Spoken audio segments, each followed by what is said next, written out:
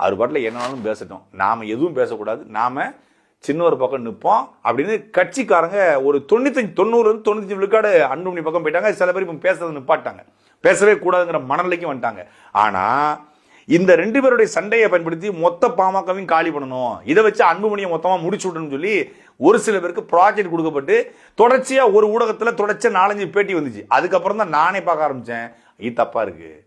அப்போ இதை பயன்படுத்தி ராமதாஸ் அவர்களை பேச வச்சு சின்ன பிரச்சனையை